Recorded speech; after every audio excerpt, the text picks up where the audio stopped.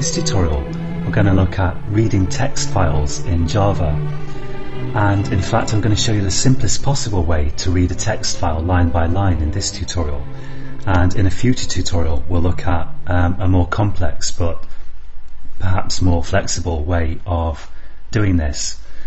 So the first thing I need is some file that I want to read, and I've created this file here, and it's got a bunch of lines in it, just random text basically, and I need to find that file on my disk for start so that I know to tell Java where to read it from.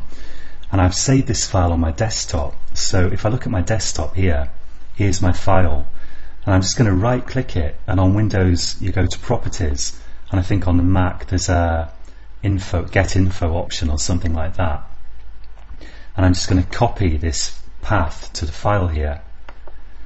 And now in Eclipse I'm going to create a string, and I'll call it file name, and I'll set that equal to the path of this file followed by the name of the file, which is example.txt, like that.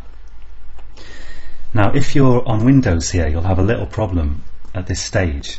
Whoops, because within double quotes in Java, if you have a slash, a backslash like that, this is called, then a backslash followed by a letter indicates a special, often non-printing character within double quotes. For example, \n means new line.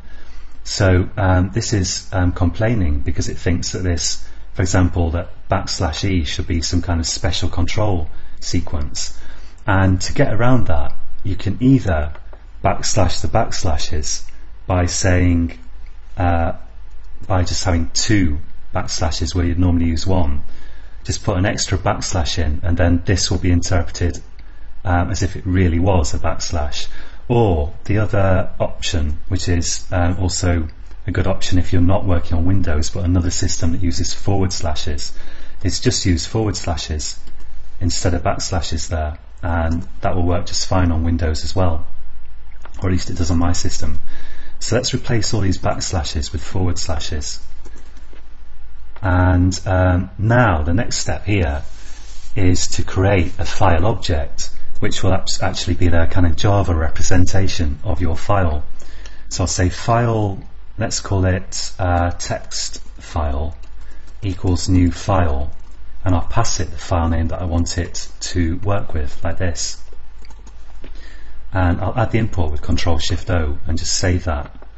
And once you've got your file object, now the kind of more traditional way of reading a file reading a file in Java involves classes like buffered, reader and file reader and that sort of thing.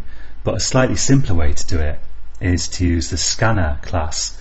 So I'm going to say scanner, let's call this, I'll just call it in actually, equals new scanner, and I'll pass that the file object that I want to read.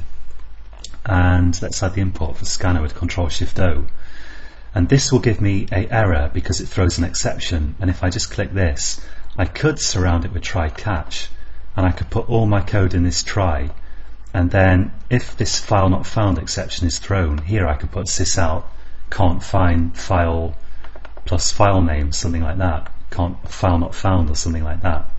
But instead of doing that here, just to keep this code a bit cleaner, I'm just going to throw this declaration, I'm going to throw the exception out of my main method.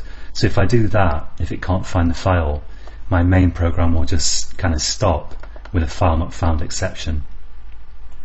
And just to demonstrate that, let's just change the name of the file and just run it, and here I've got a file not found exception being thrown from my main program. Okay, so I'll change that back, and then when you open the scanner by doing this, you should always remember to close it, and that's what that warning there is about. It says the value of the local variable is not used, that's one thing, but then resourcely in is never closed.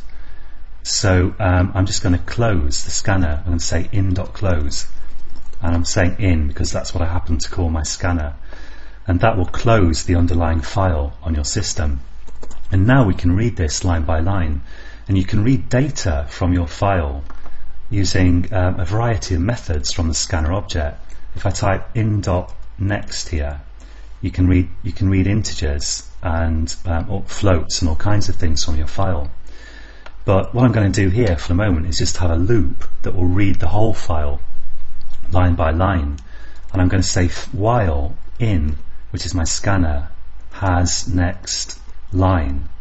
So in other words, while there isn't another line to read, then I'm going to say string line equals in dot next line like that.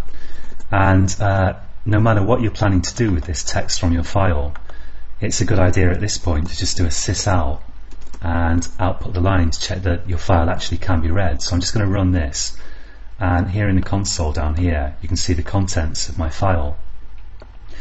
Now if you want to work with the other methods of scanner and read integers from your file, for example, a common thing to do would be like the first line in your file would be, let's say, a number, like for example it might be 3, and that might indicate that you have to read 3 lines from your file. Let's just save this. And if you have something like that, you want to read the number and then you want to use a for loop to read 3 lines. So here, instead of while, you'd have for, and you'd read next line 3 times to read the next 3 lines, for example. And the next 3 lines could be, they could be the names of books or something like that, some kind of data. But let's suppose that we want to read the number just for the moment, and you would do that by saying int value equals and your scanner variable and then dot next int. And now if I do a sysout, I can say read value, and let's output value here. So if I run that, here is my value as an integer that I read from the top of the file, and then I'm going on to read all the lines from the file. Now there's a little complication here which you couldn't easily notice here, but notice that there's a blank line here, and the problem will become more apparent if I number the lines. So let's say int count, and I'll say count equals 2 because the first line in my file here, the first line that I'm reading with next line, is going to be this, the second line. Here's the first line, here's the second line, and I'm reading this integer, and then in my while loop I'm reading the lines one by one.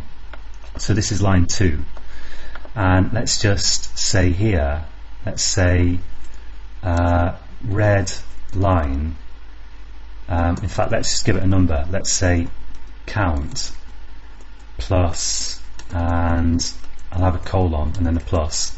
So I'm just numbering the lines here, and I'll increment count every time I read a line. And now if I run this, you can see, if you look at the console here, we read the number successfully, and we read the rest of the line successfully, but the problem is that we read apparently a blank line in between the two, and yet if I look at my file, there isn't a blank line there, not at that point anyway. And the reason for that is that there's actually an invisible character here which next int doesn't read and next line does read, and that character is well, it depends on your system, but it's you can call it the new line character. And on Windows actually it consists of 2 invisible characters, 2 bytes in your in the underlying code, the underlying bytes that this file is made up of. And in Windows those characters are called the carriage return and line feed. And that's because on old style typewriters there was like a movable carriage that moved backwards and forwards to print out your text, and when you got to the end of the line, you'd physically move the carriage back to the left, so that was called a carriage return, moving the carriage back to the left, and then you'd turn it to scroll the line, and that was called a line feed. And now in Windows we have invisible characters, the carriage return and line feed, and when you call next in, whether you've got 2 invisible characters or 1, this will not read it. It only reads purely the actual integer itself.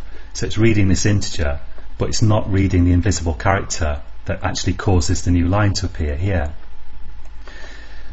So what we need to do to make this work is I just need to read that character and discard it. Now I need to say, after reading an integer, I need to say in dot next line, and that will read my carriage return and line feed.